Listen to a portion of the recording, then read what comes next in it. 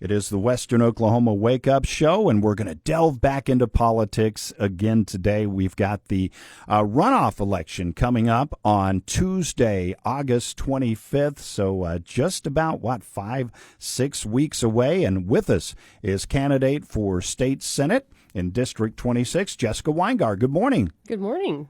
It's good to see you again. It is very good to see you, and good morning to everyone out there who's listening. It's a bright, shiny morning today. Well, when this campaign started, and it was a two-person race, then it became a three-person race, and, people were probably saying, oh, isn't that sweet? Little Jessica's running for state senate. Oh, bless her heart. There's no way she's going to make the runoff. Whoa! What happened? I like to surprise people. Well, and being an underdog is probably my favorite place to be. Yeah. Well, that is super cool. Congratulations. Thank you so much. For making it in the runoff. And you won several counties. That was a big, when it's a three-person race, it's pretty incredible the numbers you put up. Yes, sir. I'm very proud. I'm very proud of it.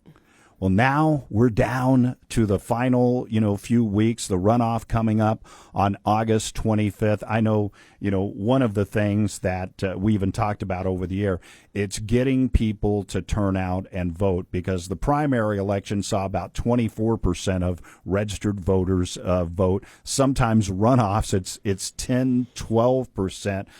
What do you say to the people out there to get them energized for this runoff election? We have to realize how important that this is, especially just right now. There's a big movement in this country for even taking away certain people's rights to vote, or just going in a movement that maybe not everybody wants to be on board with. And we need to remember that it's important to vote to keep things the way you want them, or to get them where you want them to be. Sitting back and just hoping somebody else will do it for you is never the right way to go. Yeah, that's a good point. Well, Jessica, just in case people didn't catch our interview last time, why don't you tell people a little bit about yourself? You're kind of a Western Oklahoma girl, right? I am. I was born and raised in Calumet, Oklahoma. Moved back and built a house there in 2014-15 on my family's farm, which will be a centennial farm next year. Nice. That sits between Calumet and Okarche. So we've been out there for a long time. My maiden name is Mead, so there's a lot of those in Calumet, in the Calumet area. And so been out there forever.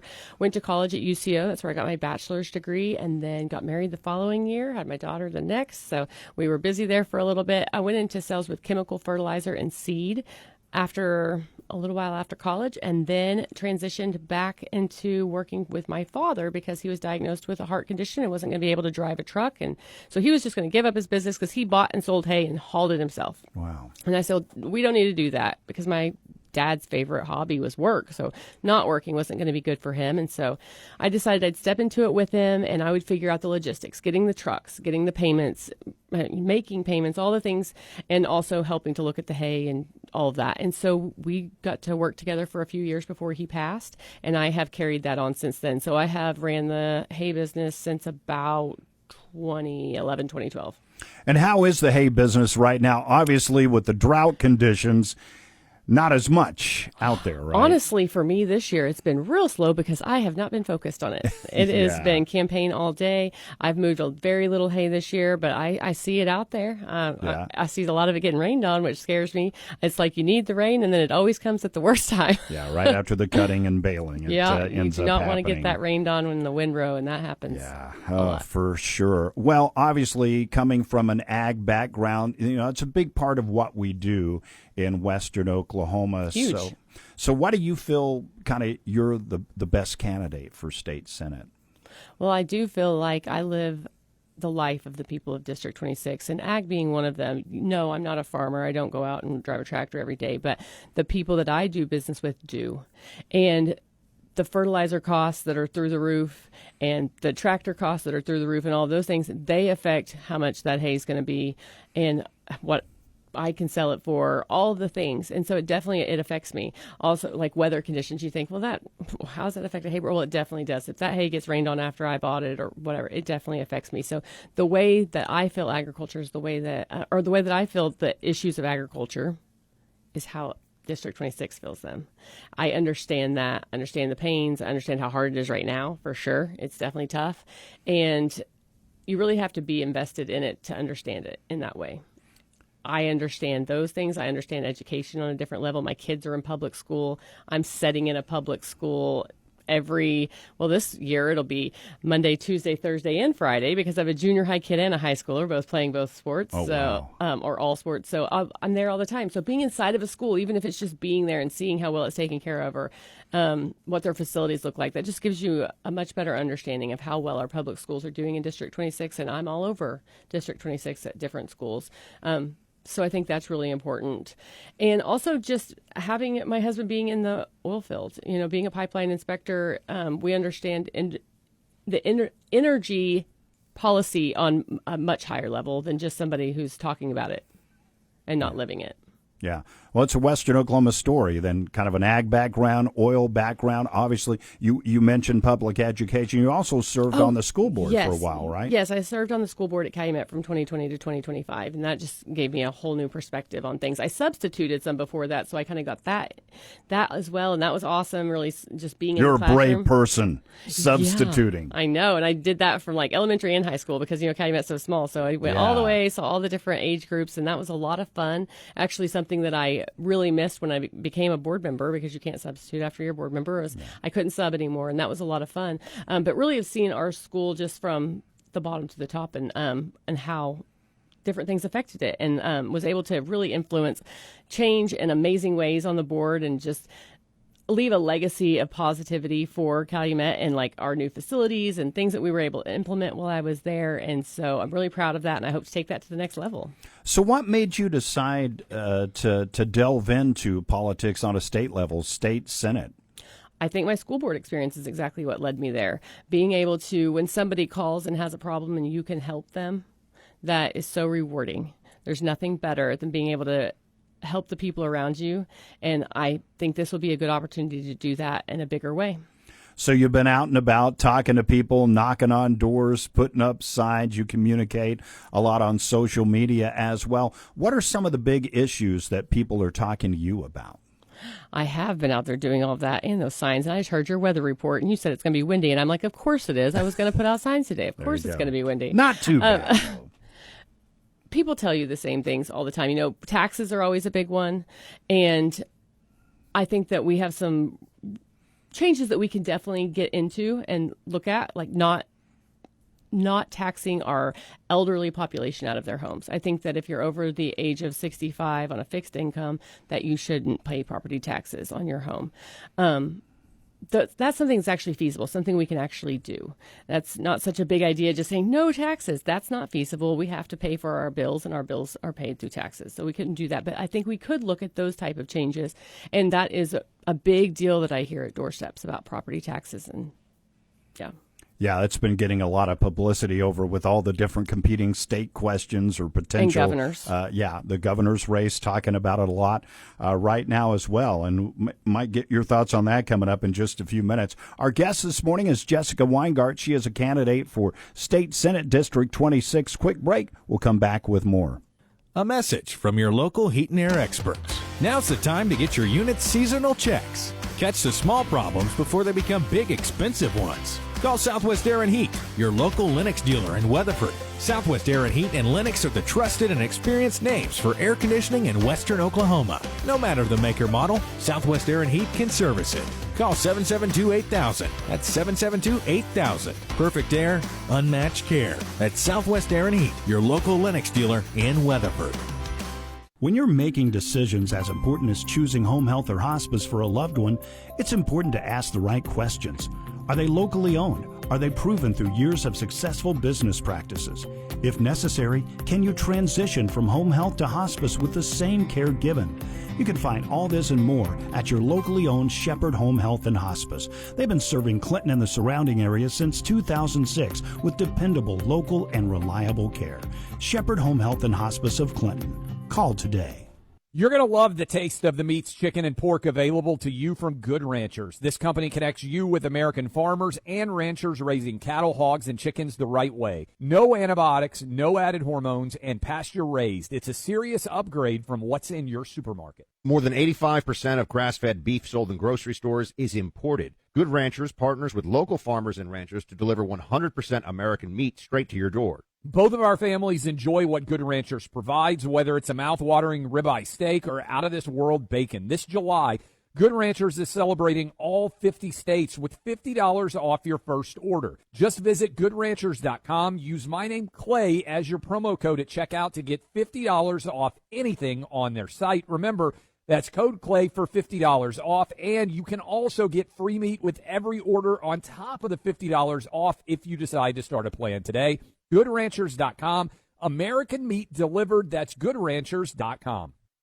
Right Media is your Western Oklahoma home for sports. Sully down under, takes the football, hands it off to Hill, straight up the middle, breaks into the secondary, he's across the 40. Covering Weatherford, Clinton, Sayre, Thomas, Hydro, Eagley, Watonga, and Southwestern Oklahoma State University. The throw Shelby, pressure is on, sets up the screen, catches made with the numbers, left side, it's Toscas up to the 40-45 midfield. You can watch every play live or on demand at Right.media. Right Media is also your Western Oklahoma home for news and entertainment. With 5 FM and 2 AM stations, you get live, award-winning news, weather, and sports updates from local personalities. Mainly it's just cloudy and cooler today with that north wind. 101.7 The Morning Zoo with Drew. Even in the middle of Bedlam, did you hear me? I did. I saw it. I was there. And let's not forget about the West Oak Weekly with its 5,000 readers per week. Right Media is your Western Oklahoma home because Right Media is Western Oklahoma. See why at Right.media.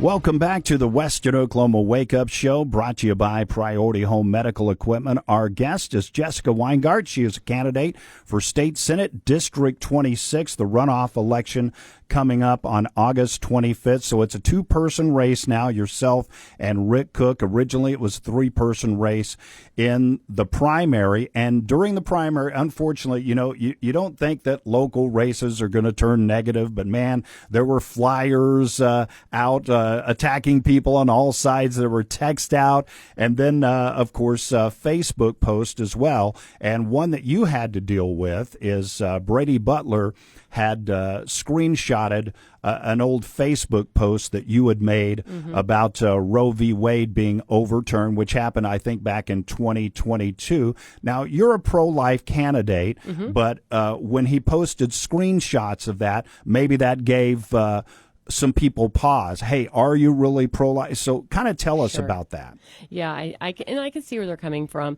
I am definitely pro-life, but when Roe v. Wade was overturned, it was shocking. It was something that had been a part of our legislation my entire life, something I never thought would be overturned, and I didn't know how far that was going to go or what all that meant or why. And it was a shocking moment, and just on a national level, it was just something I hadn't expected to happen, and I didn't know what all it was going to mean for women, and I was scared. I was scared in that moment, and it's all worked out. It's been okay, but it was definitely something in that moment that I was fearful. I was fearful of what all that was going to mean for women and the safety of pregnancy for women. Well, and I think a lot of people didn't realize what Roe v. Wade did. It didn't outlaw abortion. It basically just sent it out to the states. Were you not thinking that? Did you not know that maybe at the time? Or I didn't understand it fully. Okay, no. Sure. Yeah. I didn't know what all ramifications that was going to have. Yeah. I do now, and I think Oklahoma has came to a good place. I think as a state, we're in a good place. We're not having elective abortions, but we're taking into consideration rape, incest, life of mother. Those are the things that need to be taken into consideration. I am pro-life, but I understand that it's not a black and white situation. Pregnancy is complicated. It is one of the most dangerous time in a woman's life. So many things can go wrong. And women need access to the care that they need when they need it through pregnancy. And that's the fear, is that if you limit that too much, and what I was fearful of when Roe v. Wade was overturned, what does that mean for women who are pregnant? Or what does that mean if, you have a miscarriage and you still need a D&C? Does that, are you going to have access to that? So there was a lot of fear there. But I think we've came to a good place, and I hope that we can just stay here. Well, and bottom line, the law is as it is. There's been attempts to even, toughen up the laws and put women in jail for going to different states. That effort went nowhere. But, I really don't anticipate any other abortion legislation running through the state, do we? No, and I found that really funny that we ended up talking about this so much in this primary after Brady entered, because it really isn't. It's not an issue right now in Oklahoma. Like, it's settled. It was as soon as Roe v. Wade was overturned, it was already written in here. We went to what we thought as a state was a good practice, and that's where we've been. I don't think that it needed to be an issue. I don't think that's something that we're going to be voting on anytime soon. We have so many more important things to be dealing with right now. Not that that's not an important topic, but we need to figure out how to keep food on the table and keep teachers teaching and help our farmers farm. The things that are keeping food on our table, those things are important. But just to kind of wrap up, and we'll move on to something else, but just, you are not for elective abortions, no, right? I am not for elective abortions. I am pro-life. Yeah. Absolutely, I think that life is sacred, but I just understand that it's just not as simple as every situation being the same. They're not the same. Every situation's different. Sure. All right. Well, thank you so much for talking about that, because, obviously, when also, issues come up, people want to. I will make it very clear. I never attended any protests. I know that Brady made that out to be that I had went. I never went. I just mouthed off on Facebook about I'm going to go to this protest because I was angry and upset and didn't know what everything meant. I never went anywhere. I've never had anything to do with abortion. Yeah. Well, if I could take back some old Facebook posts that right, I had no idea I'd be sitting in this seat that. Then. Yeah, exactly. No clue. Things last forever on and the internet. internet. And that's on my private page where you're just like, these are my friends. I'm just going to say that. Yeah. And then you end up running for state senate in a few years. You're like, man, I really wish I had just went to bed that night. Yeah, I took a shot at an ex-girlfriend one time, and that didn't turn out very well. It's just, you just never know. It's a real lesson for my girls. Like, look, I know I tell you, always keep your social media like where you'd want somebody else to see it. And although I'm not necessarily ashamed of what I wrote, but you just never know what your future holds. And so it was a really good example for my girls, especially my senior, who's, starting to get followed by colleges and stuff on our social media. And I'm like, you have to make sure your content is something that you want them to see all the time. That's something we have to be instilling in our kids. And I'm a great example of don't just run your mouth when you feel angry and you feel like you need to get something out, because it's out there and that's going to come back and bite you. Another big hot topic that always comes up, Second Amendment rights in our state. Where do you stand on gun ownership and rights? I am pro 2A all day. Yeah. I obviously am a wife of a veteran who we're proud gun owners. I support that fully. And I am the only candidate in this race with a rating from the NRA as well, which is an A rating. It's an AQ because I don't have a voting record on guns in legislature because I haven't been there. But it's the best rating that I can get as a candidate who has not served at the Capitol. And so I'm really proud of that. And I will continue to support gun ownership in Oklahoma. Great. Let's move on to taxes. We kind of touched on property taxes, but we're hearing a lot about this in the governor's race, or on the Republican side anyway. One candidate wanting to eventually get to zero income tax in the state. The other saying, well, we can lower it some, but we still have to, we don't have something to replace it. And that's something you would probably deal with when you get into the legislature. Do you think we can get to a zero state income tax like Texas and others, or do we even need to do that? Well, we're on a path to zero. It's just going to take a while. And I think if we're going to get there, it's going to have to be slow like that. You can't just take money away and not replace it with something else.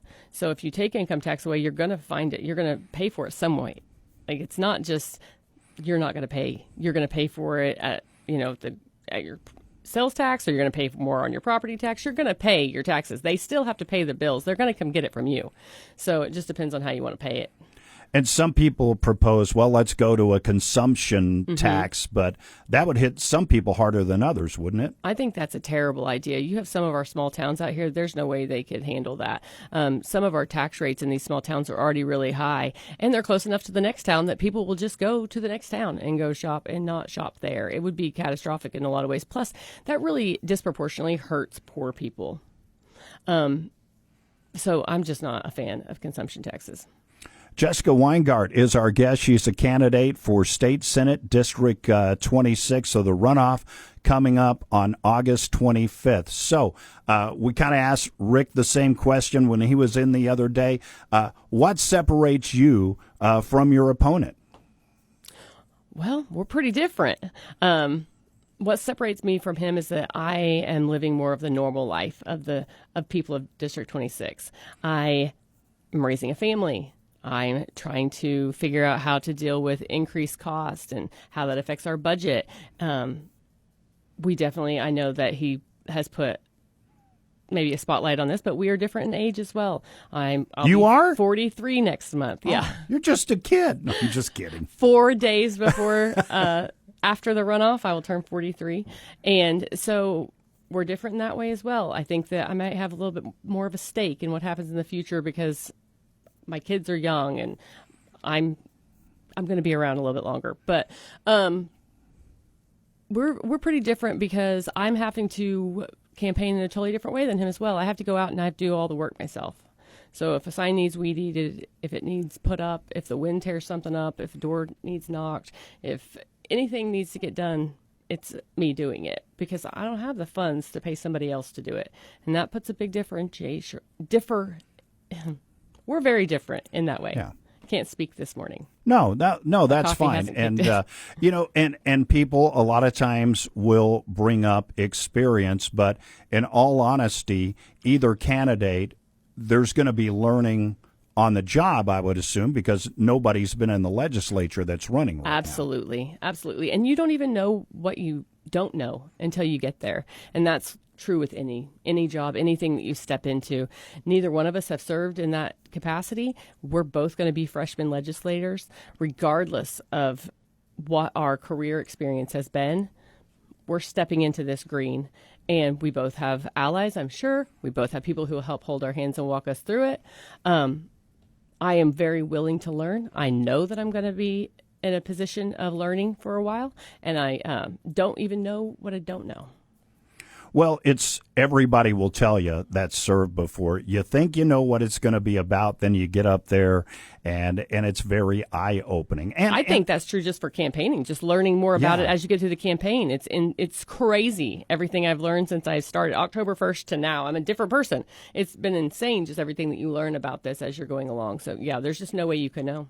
Well, what I compliment you and also your opponent, Rick, on, so far there hasn't been like really any negative campaigning. I'm not seeing, flyers coming in, dark money. Now, I'm sure at some point we'll get to that, but I think more of that stemmed when it was a 3-person race because there were a lot of people that, current members of the Senate and stuff that didn't want, one of the other candidates out there just because Very of people true. he aligned himself with the Freedom Caucus. Mm-hmm. So Absolutely. what do you think of things like the Freedom Caucus?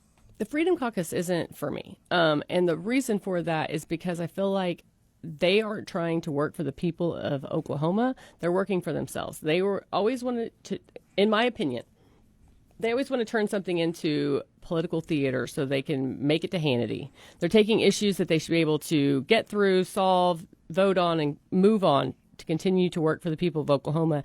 And instead, they stall. They make, crazy drama and just they're not working for us. They're working for themselves and their own popularity and the issues that they want to push. And that's not for me. We need to do the work of the people. Well, and I guess stopping things from happening in the Senate, we kept hearing they weren't happy with the Senate rules, but all senators vote on the rules and the leadership, right? Mm-hmm. Well, and I'm very confused about, there have been people who propose that it's not fair with the way it's broken up. But land doesn't vote, people vote, and it's broken up by population. So in that way, it's very fair. And I know that's been a point of contention as well. Well, Jessica, bottom line it in our next couple of minutes that we have left, why you think you're the best candidate for the job. I think I am the best candidate for the job because I truly want to do the work of the people. I have a heart for this. My intentions are good. I am working hard now, and I'm going to continue to work hard when I get there.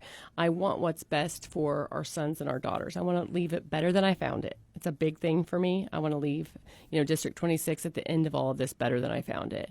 And just through hard work, I want to leave a legacy of something that I've done good in District 26. And I truly think I'm the person for this job because I understand what it's like at the end of the day to sit down and say, how are we going to stretch this to, cover the extra mortgage payment since taxes and insurance went up? I understand what it's like, the troubles that people are having. And I think when it comes to voting, I can vote and represent the people better. All right. Runoff is coming up on August 25th. Thank you so much for coming in the studio and sharing your story. Thank you so much for having me. I appreciate it so much. Jessica Weingart, she is a candidate for State Senate District 26. As we mentioned, primary coming up on August 25th. Stick around. We've got news coming up next. News from the Radio Oklahoma News Network. I'm Ann Roberts. The state AG's office announces a settlement with the company that owns the popular Cash App. Radio Oklahoma's David McCollum has that story. Oklahoma is getting nearly $525,000 in the settlement with Block Incorporated, the company behind Cash App. The state AG's office says Block must provide live customer support, stop misleading safety claims and fraudulent marketing, educate users about scams, and investigate and reimburse fraud claims when required by law. Flooding at federal trout hatcheries causes the state to temporarily suspend stocking on the lower Illinois River.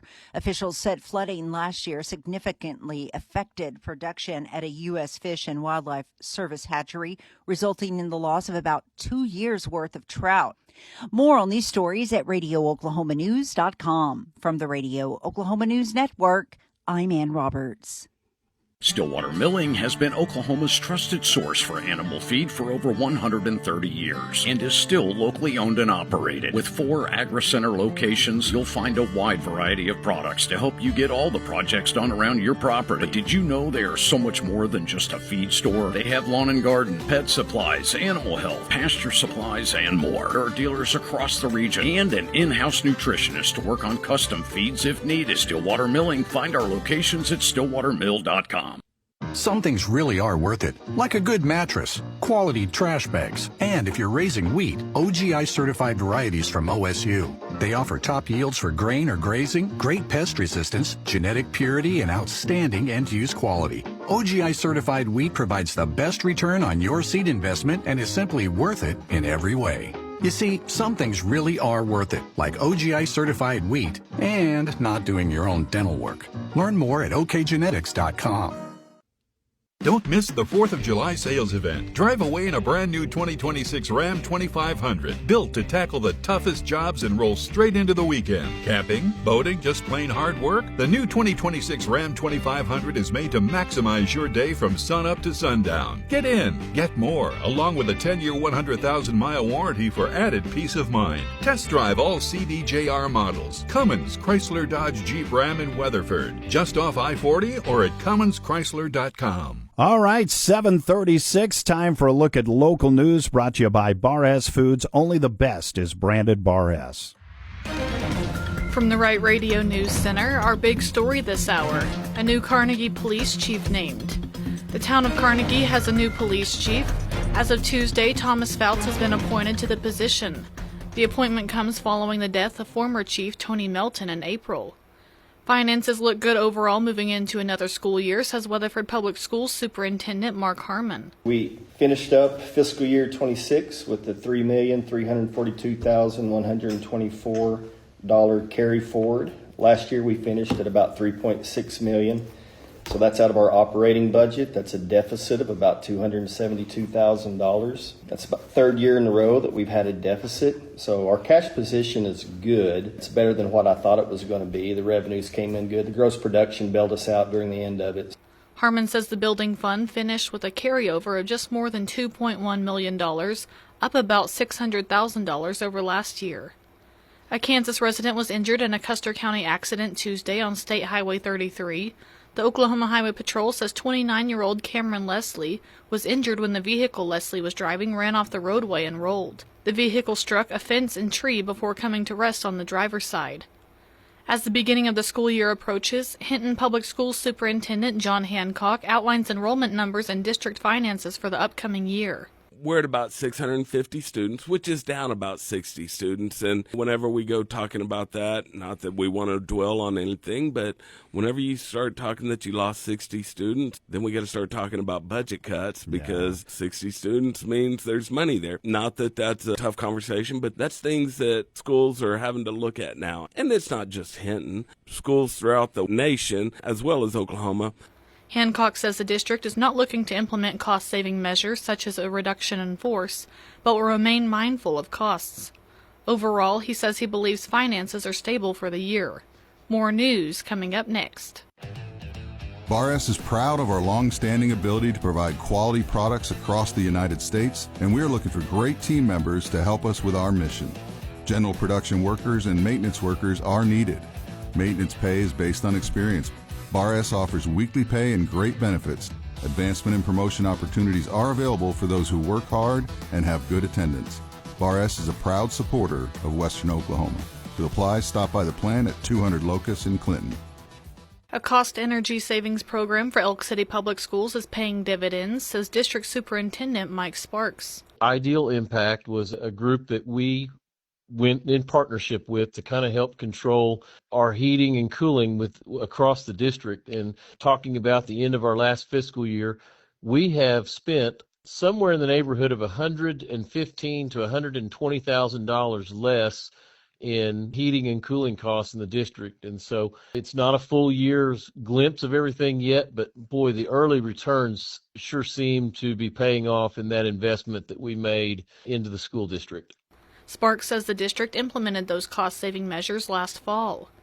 Following a recent request for citizens in the city of Thomas to limit their water use to household needs only due to a current water well project, Mayor Jeff Ghost provides a projected time frame for the wells to be operational again. We've got 3 wells currently that are being brought online as part of a grant project, and we anticipate those in the next 2 weeks will be operational, and we'll be able to lift the water restrictions.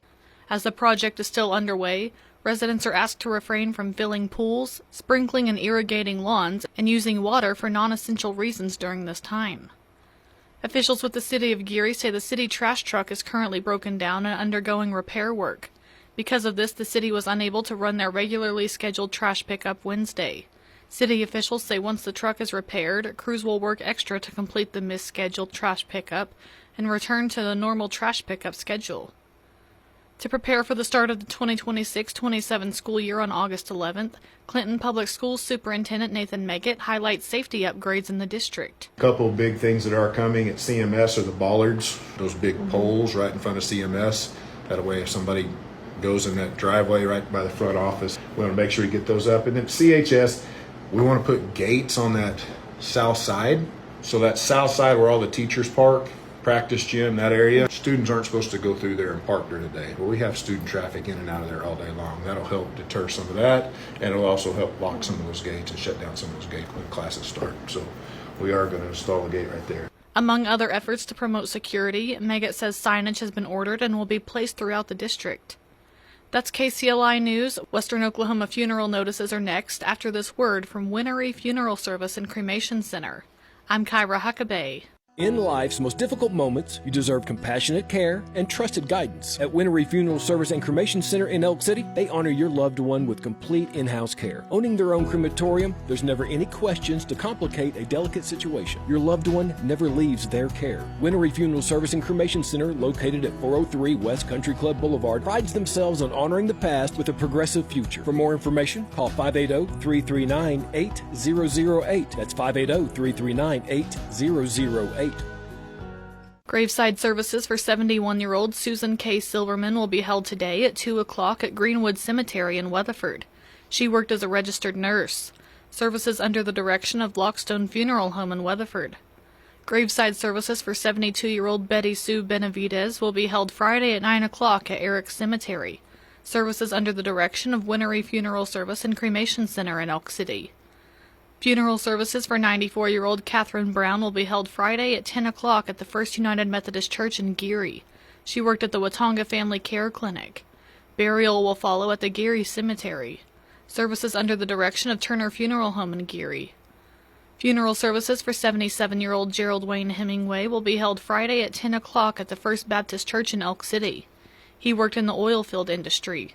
Interment will be at Fairlawn Cemetery in Elk City. Services under the direction of Martin Duggar Funeral Home in Elk City.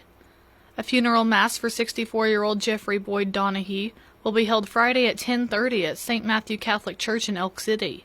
He worked for a tobacco company for 40 years. Interment will be held in St. Matthew Cemetery in Elk City under the direction of Winery Funeral Service and Cremation Center of Elk City. Funeral services for 72-year-old Anthony Glenn Davenport will be held Friday at 11 o'clock at the First Baptist Church in Weatherford. He was a former Weatherford municipal clerk and treasurer. Services under the direction of Lockstone Funeral Home in Weatherford. Funeral services for 59-year-old Jack Craddock will be held Friday at 2 o'clock at the Binger New Vision Church of God. He worked as a mechanic. Burial will follow at Fort Cobb Cemetery. Services under the direction of Turner Funeral Home in Binger. Funeral notices brought to you by Winery Funeral Service and Cremation Center. Thanks a lot. I'm Kyra Huckabee. Thanks a lot, Kyra. Sorry about that. Yeah, and our condolences to the Davenport family. Tony Davenport, longtime city treasurer in Weatherford. I think served the city of Weatherford for like 30 years in some capacity. Just a great guy. Had some health challenges over the last few years, but he did a lot for Western Oklahoma. He will be missed. Waking up to 69 degrees out there. We've got your full News 9 forecast coming up in just a few minutes. But right now, let's turn our attention to sports. Luke reported